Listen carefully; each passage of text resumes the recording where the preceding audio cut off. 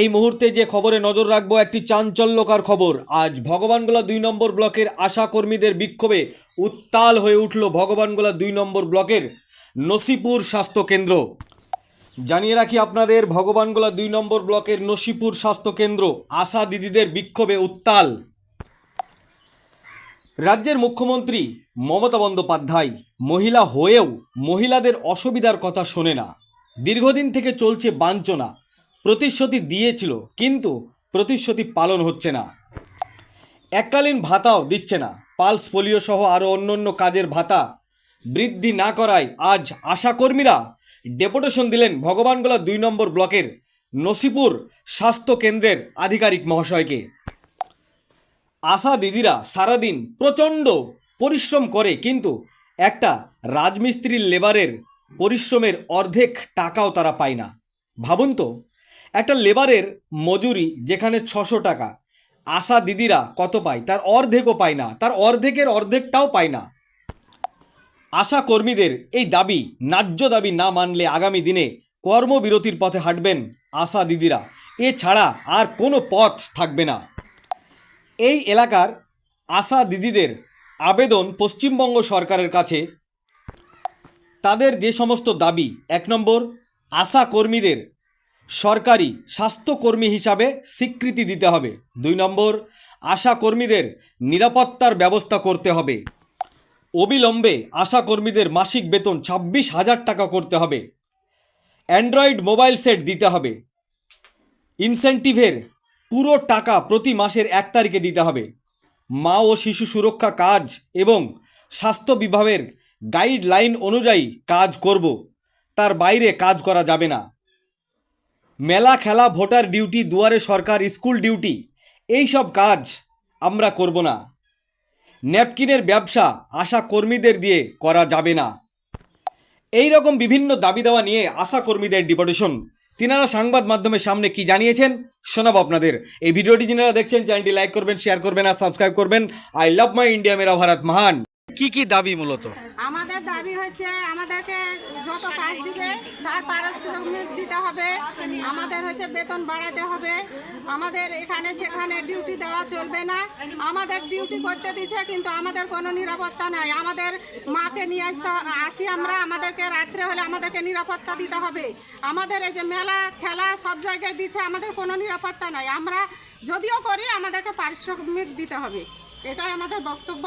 আর আমরা পোলিও করব, আমাদেরকে ভালোভাবে যদি পারিশ্রমিক দেয়, বেতন বাড়ায়, তাহলে আমরা করব।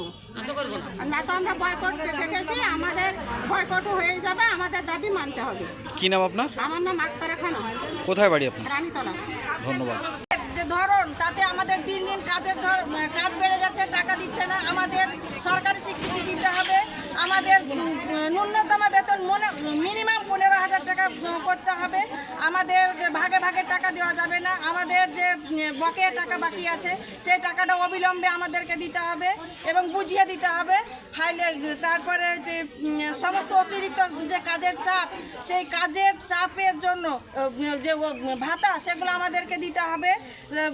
পালস পোলিও, ফাইলেরিয়া, এই সব কাজের টাকা বাড়াতে হবে এবং সেগুলা নিয়মিত যেভাবে আগে দিত সেভাবে নিয়মিত দিতে হবে। আমাদের মোবাইলের টাকাটা আমাদের দিয়ে আমাদের যে মুখ্যমন্ত্রী আছেন, তিনি বলেছেন যে আমাদের টাকা দিয়ে দিয়েছে, কিন্তু আমরা এখন পর্যন্ত কিছু পাইনি। আমাদের সমস্ত কিছু কাজ মোবাইলের মাধ্যমে করতে দিচ্ছে। তার জন্য আমাদের মোবাইল ইন্টারনেট ফোনের যে টাকা, সেটা আমাদেরকে দিতে হবে। কি নাম আপনার? সেলিনা বিবি। কোথায় বাড়ি আপনার? আমার বাড়ি শেখেরপাড়া। ধন্যবাদ। কিছু কিছু আমাদের দাবি আছে, সেই দাবিগুলো আমাদের কেউ মানে দিচ্ছে, প্রতিশ্রুতি দিচ্ছে, দিয়ে মানতে চাইছে না। যার জন্য আমাদের এই কর্মবিরতি। আমাদের লাগাতার কর্মবিরতি চলবে যতদিন না আমাদের এই দাবি পূরণ হবে। দাবিগুলো হচ্ছে আমাদের যে সরকারি স্বীকৃতি দিতে হবে আশা কর্মীকে, আর আমাদের অ্যান্ড্রয়েড ফোন দেওয়ার কথা ছিল, সেটা অবিলম্বে দিতে হবে। মাসিক ভাতা বৃদ্ধি করতে হবে। আমাদের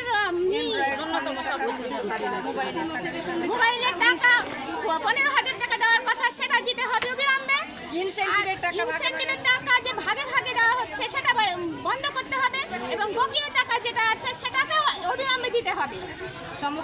সমস্ত অতিরিক্ত কাজের চাপ উপযুক্ত ভাতা এই যে কাজের চাপ দেওয়া হচ্ছে তাতে আমাদের কোনো রকমের কোনো ভাতা দেওয়া হচ্ছে না, সেই ভাতাটা আমাদেরকে দিতে হবে।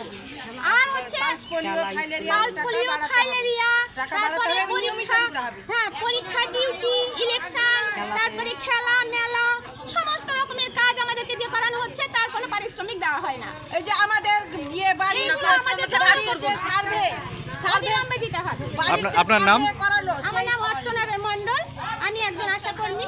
কোথায় বাড়ি আপনার? আমার বাড়ি হচ্ছে কামালচক সাব সেন্টার, কামালচক। আমার বাড়িও কামালচকে। ধন্যবাদ। আজকে কি কি দাবি নিয়ে আপনাদের এই বিক্ষোভ আন্দোলন? আমাদের দাবি হচ্ছে আমাদের রাজ্য সরকারের, কেন্দ্রীয় সরকারের বাজেট হলো, সে বাজেটে আশা কর্মীদের কোনো বেতন বাড়ানো হয়নি। আমাদের খালি আয়ুষ্মতি স্কিমে আনা হয়েছে, সেটা আমরা চাই না। আয়ুষ্মতি স্কিম আসতে আমাদের বেতন চাই। আমরা সরকারি স্বাস্থ্য স্বীকৃতি চাই। তারপরে আমাদের যে কাজ আমাদেরকে করা হচ্ছে, মেলা খেলা, সেসব পারিশ্রমিক আমাদের দেওয়া হয় না। মেলা খেলা বলতে কি কি একটু বুঝিয়ে বলুন। মেলা যেমন আপনার মেলা খেলাতে যেমন পরীক্ষা ডিউটিতে আপনার ডিউটি দেওয়া হয়, আপনার কোনো জায়গায় মেলা হলে ডিউটি দেওয়া হয়, সেসব আমাদেরকে পারিশ্রমিক দেওয়া হয় না। ভোটে হলে দেওয়া হলে ভোটে ডিউটি দেওয়া হয়, সেসব আমরা করতে চাই না। খুব আমাদের হচ্ছে কাজ মা ও শিশু নিয়ে কাজ, আমরা মা শিশু ছাড়া অন্য কাজ কিছু করতে চাই না। আর আমাদের যে বকেয়া টাকা আছে সেটা আমরা অবিলম্বে পেতে চাই, ভাগে ভাগে টাকা বন্ধ করতে চাই, আমরা একেবারে টাকা নিতে চাই। আমাদের যে মোবাইল ফোনের বিল সেটাও আমরা ঠিকমতো পাই। এই সমস্ত দাবি যদি না মানা হয় তাহলে আপনারা আগামীতে কি পরিকল্পনা আছে আপনাদের? আমরা হচ্ছে লাগাতার আমাদের যে ধর্মঘট শুরু হয়েছে, কর্মবিরতির বয়কট আমরা করে রেখেছি, সেটা আমরা লাগাতার চালিয়ে যাব। যতদিন না আমাদের পূর্বে দিদিরা যে দাবিগুলো বললো, সে দাবিগুলো যতদিন না মানবে আমাদের, ততদিন আমাদের এই কর্মবিরতি আমরা চালিয়েই যাব। কর্মবিরতি থেকে আমরা বিরতি হব না।